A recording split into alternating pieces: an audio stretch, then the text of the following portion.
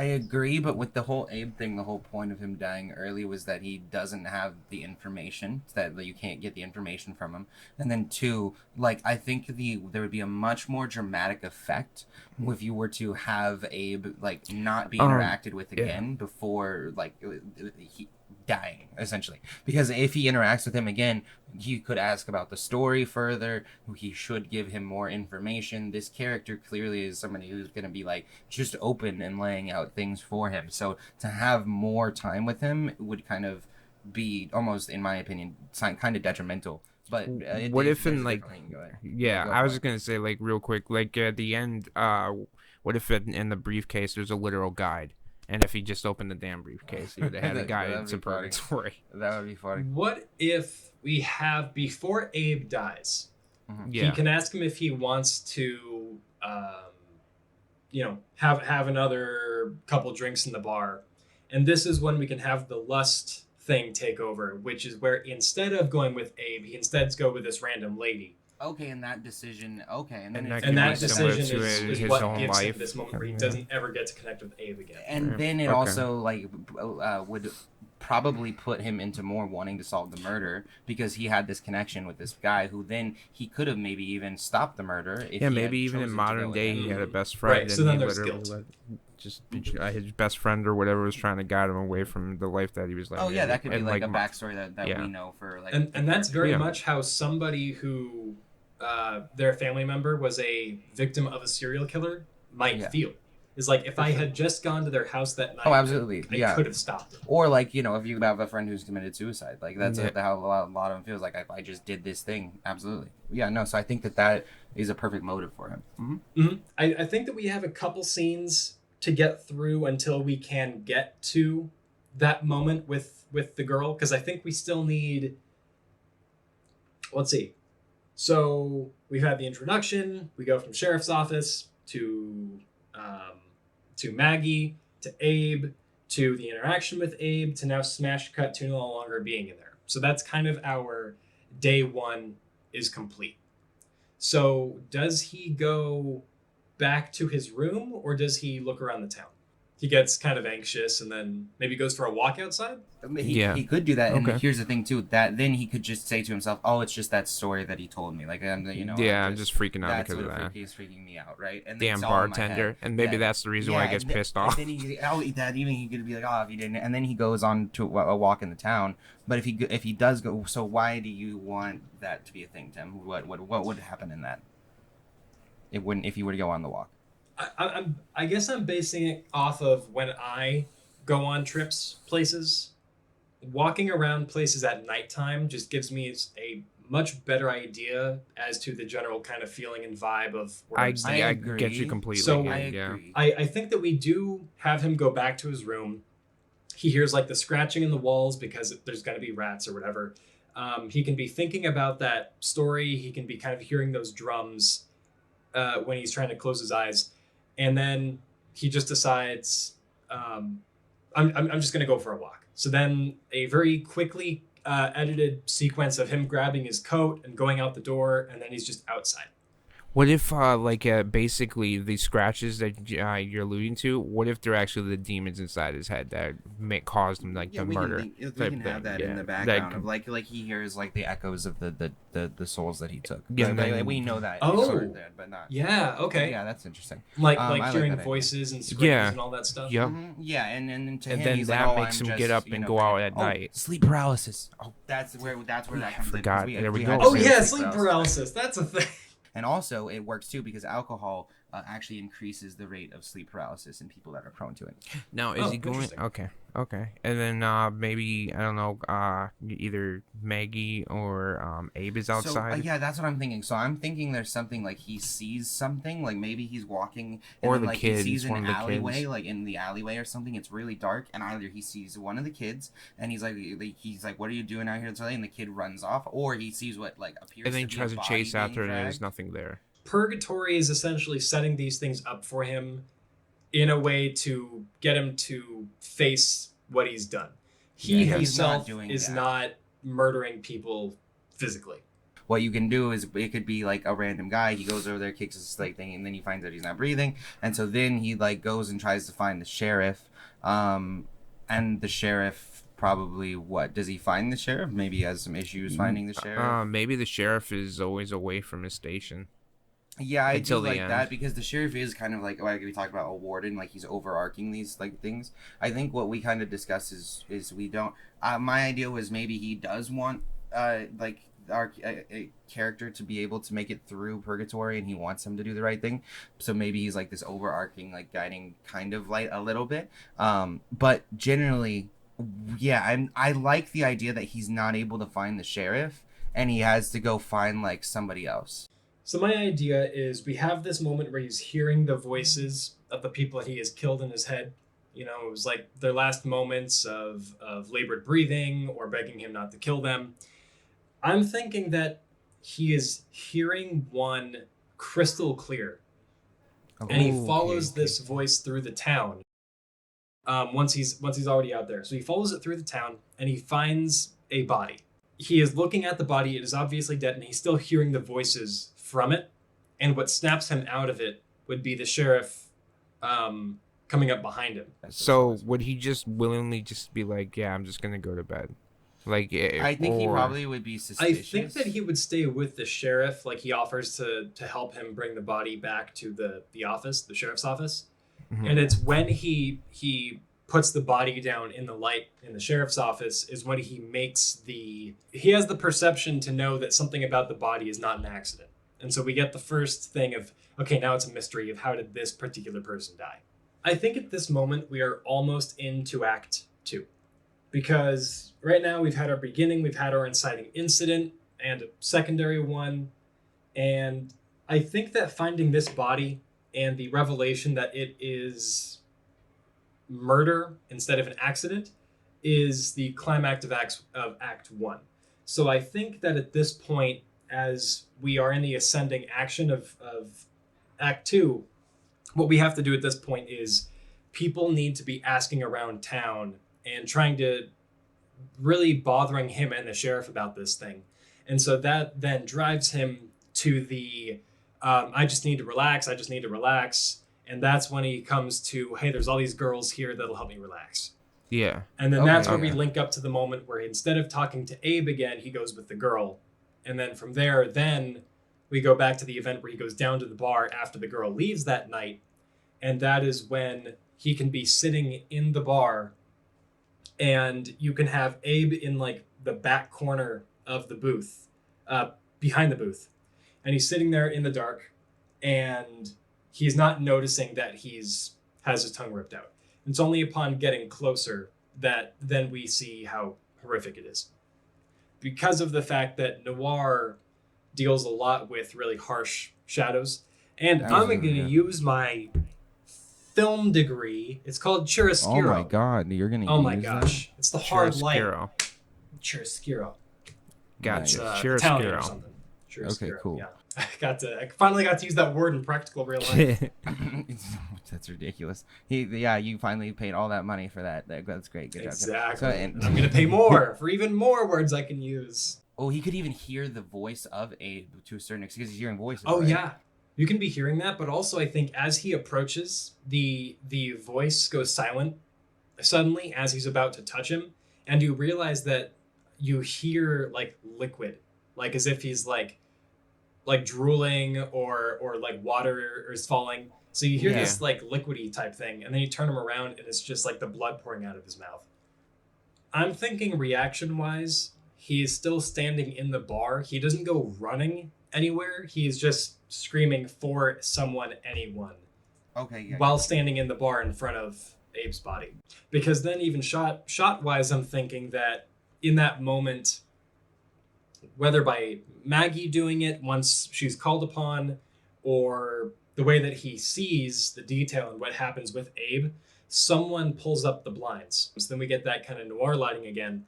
But now with the light pouring in, now he can finally begin to, as he's kind of fighting his own emotions and how disgusting it all is, that he is now investigating the scene. Yeah, Maggie can't find the sheriff. He's looking through the scene. Now, do we have a clue to who's gonna die next? I think Maggie would die next, right? Well, who would die next? Because of how we have the kids die, I think we have to build up to it. Yeah. I think that if we just start rattling off characters, it's going to feel like it's too gratuitous to kill people off. Well, yeah, and the general audience is going to think there's no way you're going to kill the kids. Well, that too. So we want it to be a very so that should be the last thing, in my opinion. Yeah. I don't know if the kids should. I know it should be. I don't know if it should be last. It could be the last, or Maggie could be the last. But I think definitely those two should be somewhat relatively close to each other. Whether the kids are the last. Well, because we did talk about like basically Maggie and the kids are up in the room, right? Yeah, that was like part of what we discussed. So they would all be 3 at the same time. Theoretically, yeah. I think that if we're going to have it make sense as to why Maggie and the kids are up in the room, I think what we need to do is have a couple of these kind of minor character deaths happen, so that at one point he actually requests, because then he can grow the relationship between him and Maggie. And that becomes more of a potentially romantic, are they not type of thing. And he actually requests that Maggie take the kids and stay there so that he knows that they're safe. So that's the reason why they're in that room. But we need to have a couple more of those minor character deaths. So the girl that he sleeps with over Abe, I would maybe she dies then? Oh, yeah, that would work actually well. Yeah, she dies. She dies next. Abe is dead. Investigating Abe's death with the windows open. Maggie returns, saying that she could not find the sheriff. And at that point, I think we need to have a moment between him and Maggie. I think that, basically what we can have is that I think that while he's standing there horrified, I think Maggie comes down of her own volition to get something, right? And she was friends with Abe, and so therefore she also along with him, maybe our character is frozen. Yeah, maybe Abe was Abe was a father figure. So they both have a reaction to it. They both exactly. So that way that creates a bond between them because they have this traumatic experience. Abe was a father figure to both of them. And yeah, they both were friendly with him. They both found him at the same time. She's the one who starts screaming while our character is kind of cowering fear but frozen. And so then she starts screaming. She goes trying to find the sheriff. That's when our character starts to look into what happened here, what's going to happen next. So what clue could we potentially have that shows that the girl that he slept with is going to die next? I don't know if it's period accurate to that, but I know there were some places where the rooms would request service by pulling a string and it would ring a bell. Oh yeah. All the way down into the food kitchen place, and you would see which bell came from which room. Yeah. They're having a heart-to-heart in which they can talk about what Abe meant to her, what Abe meant to him, growing that kind of connection there. What they hear from the kitchen is one of those bells ringing, and it's coming from a room where she can say there's nobody in that room, no one's checked into that room. So then they go up there to that room, and she is the girl is connected to the wire. Yeah. And it can be something that's a little bit absurd of they strung her up somewhere where it's her struggling while hanging that it's pulling the bell. When they go in, it starts to ding faster and faster, and they're like, nobody's in that room. And then it as they approach the room, maybe it's getting so fast that it couldn't go any faster. And then they go in there and she's still hanging, and she's just a moment away from death.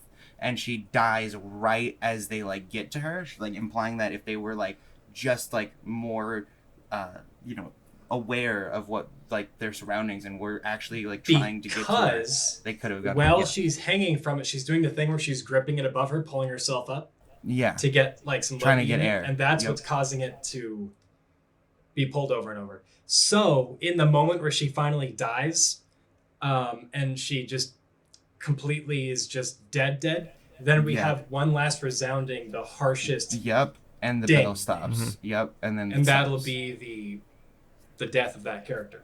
Absolutely. And then nice. And then I'm thinking they at least one of them walks in, or both of them walks in right as that final death occurs, so that way they can realize, if I was just a little quicker, then I could have done it. And then that leads them to be even more, because there wasn't that much of a bond with that before. But then that creates more of a motive for them to want to then now solve this murder as well, is oh, like I could have stopped this and I didn't. From here, I'm thinking then we have the characters make a real.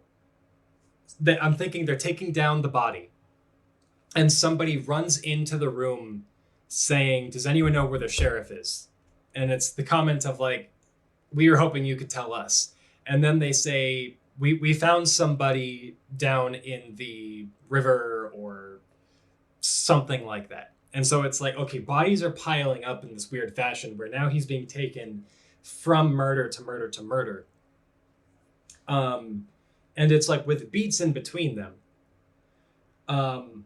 So I think that the act 2 of this will be more drawn out if it was written out with like the heart-to-heart scene and all that stuff and them investigating. But I think that if we're hitting the main events of what happens in Act 2, we're going to get through these pretty quickly. Since we already know how these people are dying, we can sprinkle in a couple other things where at some point after this, what would be now the 4th murder, I think he probably goes out into the middle of the street, in the middle of the crossroads street, and basically declares a state of emergency for this place. Or he does it that night in belligerent drunk and just starts screaming in state of emergency. Well, I would think that he would do it sober because of the fact that there is no sheriff. Now he is the person who feels like he has to take it upon himself to Gotcha. do this. And I think that we can script these out later, but I think that every time he investigates a body,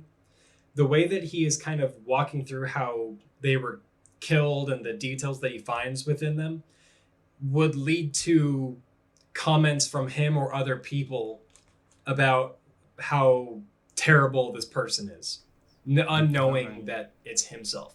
So there is an episode of a TV show where murders are happening in a building and they put everyone in separate rooms and lock them from the outside. And at certain times they will call out somebody's name, and if they're still alive in the room, then they will call out basically like here or their name again. So I'm even thinking that this 3-act structure thing that I have open right here doesn't have it, but in Act 2, I believe there is a moment called Fun and Games, where it's a couple pages of what would essentially be like the high energy moment of your film where things are happening in rapid succession that are leading up to the all is lost moment that would then be transition act. An idea I would have for, like, if you want to do if we do like the fun high energy moment, him essentially going door to door, like he has a list of all the and then there's high like random characters and like random like comedy or like just to get the high energy up there. Yeah. Okay. Town investigation of folks. I'm going to call that the fun and games portion. And this is when we can get introduced to a secondary cast of, different, colorful, wacky characters. And we can see his desperation grow as... I think it's his desperation as every time he's going from house to house, he is still asking the question of any idea where the sheriff could be. Yeah. And he just can't get an answer for that. So I'm thinking that sometime during this fun and games thing, he sees the kids playing in the street and he has that outburst of, you guys need to get inside. And he sends them with Maggie up to the upstairs room. He goes back to the motel and he doesn't find them in the room. And there's just his baggage there. So it's the introduction of he can choose to open that again because at this point, emotionally, he's getting more and more afraid. He goes back outside because now he's like, okay, Maggie's not here and the kids aren't here. They're the only people that I cannot account for. And at this point, we've had a couple scenes between him and Maggie where they build up this romantic relationship of sorts. And he notices that there is something like a light or something to that effect out in like the darkness of the desert at nighttime. Okay. So he goes out there, and that is when he finds the kids dead. Because he can probably, with the thing going on with all the souls that he has taken, he hears the kids screaming out in the distance. Okay, that makes sense. It's almost like the moon like shines a spotlight down where they're actually their cool. bodies are. That'd be kind of cool. Something like that, because I think that it would be a something where you can see the vague outline of him using the moonlight, but he would be going through almost complete darkness following just the sound. Gotcha. So it would be this moment of what I'm thinking in like a theater setting would be mostly black with some like blue edge light on a couple objects, but then it's the surround sound is going back and forth between, you hear voices over here and you would see the camera move over here, hear it in front of you, and then you hear it off to the back, and then the camera would swing over this way. So it's that very disorienting, getting lost in the dark feeling. So he would find the bodies, and he would have something like a lamp or something with him in that case. Okay. Where he's holding this lamp that's giving out this yellow light, but it can't pierce all the darkness around him far enough for him to really find him. So it's this kind of black and blue wasteland around him, while he's kind of this little beacon of yellow light. In the fun and games portion where he's going around interrogating people, there can be one person in that group of people who they're that type of personality who doesn't like being questioned, and so they question him back. You know, the questions of, you know, where were you this night at this time? And the person fires back with asking, like, where did you even come from? Why should we answer to you? And that's the confrontation of, how did I get here? Like, why the heck am I here? So then that can be a little bit of the reality breakdown that that only aids in him having a further mental breakdown. So the kids having that last being the ones that he finds dead, just like in real life, is the thing that breaks him. No, that works thematically beautifully. Cool. Yeah, so I like that too. And I like that scene too. I know that I had said I don't want him to physically kill anyone, because that would be confusing for, did he kill all these people in the town and people thinking, how is that even possible? But because the kids are the last barrier between innocence and evil for him, do we have him be accusatory of Maggie and kill her himself? I think he's definitely accusatory. What I don't. It would have to, like, what something that she would do to the kids, I would imagine, would have to allude her to possibly doing it, because it wouldn't. I don't know. I think because there's the only thing. There's the sheriff and her and him left at this point. Pretty much is it. But I don't think he kills her himself. I think what happens is that he like comes across her. Maybe she falls out a window or something. She busts her neck. It can be accidental, or like she says something that kind of like gives him some kind of understanding that it is him. And also maybe it can be like he's about to kill her, but then he like realizes the monster that he's like becoming by doing so, and then he maybe has a moment reflection type exactly, and then he has a moment where he stops, and then either in that moment that's another decision where he either kills her or he doesn't. And I'm thinking if he doesn't kill her, even then that's when the accidental death comes in, because no matter what, his fate is sealed, right? So the only choice he really has is at the end to kill himself or not. I like the idea of him not killing her, but going on a the Shining type rampage where he's coming after her in the town where everyone is staying inside. So we have fun with the geography of the town itself and maybe a little bit of the outskirts of the town. But it's him coming to a moment where he can lay the killing blow on her and doesn't. And he chooses not to, and so he backs off, and something happens that she is almost in a supernatural way killed in front of him regardless, like the way that he was going to do it. So then that's the big moment of what the heck is going on here. Yeah. Are people getting killed by a ghost type thing? Because then people are thinking back to, was the ghost story that has already partially come true from Abe earlier on foreshadowing the fact that there are ghosts in this town, which is why it's weird. That's great. Because to bring that even further, I had this idea that when he comes back into town from watching her get supernaturally murdered, we're going to say, there's a bunch of people in the street basically clamoring for his attention. And the people that he's like turning away, they're all crowding around him. Each of them, when he turns back around to look at them, they're like in the street dead in a different fashion. So people are just dropping dead all around him. And this would be this large climactic moment of all these people are dying around him. He's being traumatized. He hears a voice behind him and he turns around. Everyone in the town is dead. except for the sheriff is standing at the very end of the street. Yeah. Okay. I And can this see is that. when he returns. See, that's perfect. See, I think what will happen. The one thing I was gonna say real quick, like, if you want to do something supernatural, almost have something rip her outside the window, and then maybe something earlier in the day, if he had helped move or whatever, like she lands and she's essentially. I think for that one though, it should be like more of a subtle supernatural thing, because the only supernatural thing we've had so far is the voices, right? But So this is coming to the end, right? Yeah, exactly. So but the end with the real like outright supernatural part is when everybody's gonna be like, if he's turning away, basically like when he turns away from them and looks back, then they're like dropping dead. On the whiteboard, though, we had it that Maggie's heart is pinned to a table with a knife. Yeah. For her Okay. supernatural death, her chest could just burst open and leave her heart sitting on the desert ground. Okay, well, I think we can like make it imply that like we can hear where a the gunshot. kids are at. We can hear a gunshot. Yeah, even like, maybe, and so yeah, it implies that there was somebody that shot her with a shotgun or something, but there's nobody around anywhere.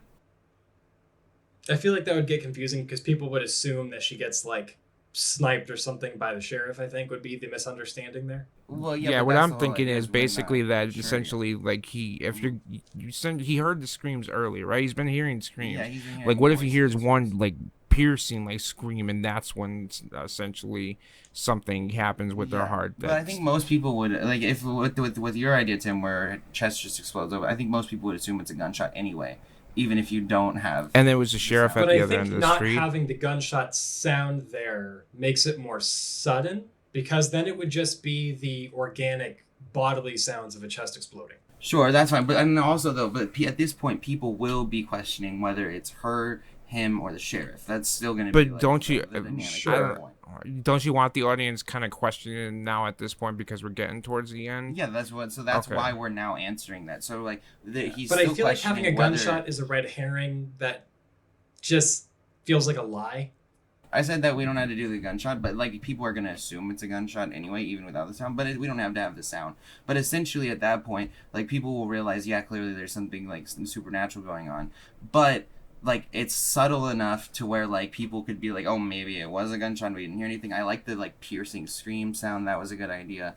And then at that point, then people will be questioning, okay, well, it is either the sheriff or it is him, because now we've pretty much everybody's dead. Because I'm trying to think like Tim, how would you if you did like her almost like chest exploding, right? And maybe to like that piercing sound or whatever. How would you see Harry reacting, or how would you set that up, like in terms of when that happens in that moment? I think that would be a moment where it's so on the nose metaphorically Mm-hmm. that it's shocking, because it can be something about the fact that he is accusing her of killing the kids, and she says that she could never do that, and she thought that there was someone there, and she admits that she ran because she was cowardly, whatever he wants to call her. And instead of, you know, that moment in Revenge of the Sith where Padme says, "You're breaking my heart," it would be that, but without the dialogue. It would be this moment where it's the facial expression, something he says to her breaks her heart, and instead of saying "you're breaking my heart" or anything, her chest just explodes and her heart falls out of her chest whole. Like, it doesn't like get gooified. It just hits the dirt, and then she folds back like a lawn chair. And then that's when people are like dying as like he just passes by them. Essentially, they can be dropping. No, so she would have the heart, the essentially the chest bursting, heartbroken moment with him one-on-one. And as he comes back into the main street of the town is when people are pouring out looking for help. Okay, from him. so he he's won't give them. going through like totally psychotic at this point, pretty much. There, people are trying to like ask him questions, and like as he kind of is like either passing by them or just like not like ignoring them, or like turns around, they're all just drop dead. So the one thing I was thinking, in various ways, there can be blood going places. There can be people just clutching their chest. There can be people who, you know, vomiting blood. Like, just random. Basically, different ways that he has killed people. So poisoning. You can have things where like their arms are just falling off and they're bleeding profusely because he chopped arms off or whatever. But it's basically like a like Picasso, if he was a serial killer, painting this town. And at this point, he is totally like psychotic and desensitized from what's going on around him because he's just totally lost everything that is already, and he knew like he already doesn't know anything in the past. Then that's when the sheriff is there, and then he like confronts him. I'm thinking almost like, could be like the sheriff like, just like, we need to talk. Well, like, I'm thinking like a Harry is like immediately, of course, like accusatory, and he's like immediately like threatening to kill like the sheriff and whatnot or something. You were on the right track of something I had written down on my don't forget card. I write these down so I don't forget to bring them up later. Makes sense. For the sheriff meeting, I'm thinking he goes up to him in the street. He's covered in Harry is covered in blood and everything, and he starts yelling at him, asking him why he left him alone to deal with this. And of course, there's the accusatory stuff of him thinking he did it, and it all boils down to this moment where as Harry is unloading all of how angry he is that the sheriff left him here to deal with such a horrible, vengeful monster, and as he's going into the details of these murders and what a horrible person that this murderer must be, is the revelation that it is himself. Okay. Yeah, like the sheriff could even say like, "This isn't my story. I like story or something like that." I think that like I think the sheriff probably should like have minimal words to say at this point. Yes. I like whatever. Yeah. The whole movie, he should have thing very that minimal like do, or so I'm told, that they'll really let you talk yourself through your issue, and then they'll just be there to be like, "Ha, you figured it out." But also, I think we have to bring back the baggage. Yeah. Oh, we do. The yeah, baggage, you're right. yeah. Oh, wait. So he brings the The baggage has a noose. The baggage has the noose. Yeah, yes, exactly. We were on page. Yeah, so baggage has a noose. The baggage has the noose. What? The noose, right? The sheriff has it. So the baggage has the noose. That like of like self-condemnation, you're thinking? Yeah, no. Remember at the end, the sheriff is like he hands him the noose. Yeah. Right. But I realized that. But brings the. All right, would you be saying that? Basically, what I was getting at with the suitcase is that sometime during the story he could open it and get additional clues, but having the suitcase the entire time essentially be housing self-condemnation and repentance. Do we want to go with that then? Well, that's what because I mean, ultimately, unless I was wrong, Jason just went to the bathroom. Right? Unless I was wrong, I thought we weren't going to be having him opening the suitcase pretty much, unless like towards the end, maybe that he opens it and finds out that I was thinking that when he goes up to get the kids and Maggie and finds that they're not there, he grabs the bag. He doesn't open it, but he grabs it and takes it with him. So then, once he's with the sheriff having this mental breakdown, he can be saying all these things about the town that don't make any sense, and he throws down the bag, and that's when he decides to open it. And the thing within it is the last piece of the puzzle that tells it it's himself. I think both work. I think so. What I think we could do is we could have the sheriff say something of like this whole you've been in this the town this whole time and you never even unpacked your bags or something, not that on the nose or something like that. And so I think that'll now what the clue would be in the bag, I do not know. Other than obviously that sounds like a great question for next time. Hey, we're 2 hours in. Yeah, this is 2 episodes. Good luck, editor. So Act 3 currently, because I realized I could fit the Act 3 card into this. Act 3 would begin when he starts hearing the kids' voices, and then he finds Maggie, chases Maggie dies, and all the people start dropping dead in the street. It would be a rather short but pretty in-your-face Act 3. In the next episode, we're going to go over what is essentially the MacGuffin that is in the bag, what it means, the symbolism of it, and then we're going to work on a couple of these particular scenes that foreshadow some of the dialogue and all that stuff. So that's where we're going to be at. And so at the end of next episode, we will have a pretty clear idea of the entire story. We're going to fill out some of these more specific details within scenes, and we'll be in a pretty good spot, and then we can build up to our super cool finale. be honest, I really want to see this as a movie. Yeah, it would be cool. It would be dope. Well, that's one of the like tips that famous screenwriters will tell you of people who are like, how do I write a movie? What they always tell them is write the movie that you want to see. Yeah. Like don't worry about if it's good or not. Just write the movie that you would watch in a theater.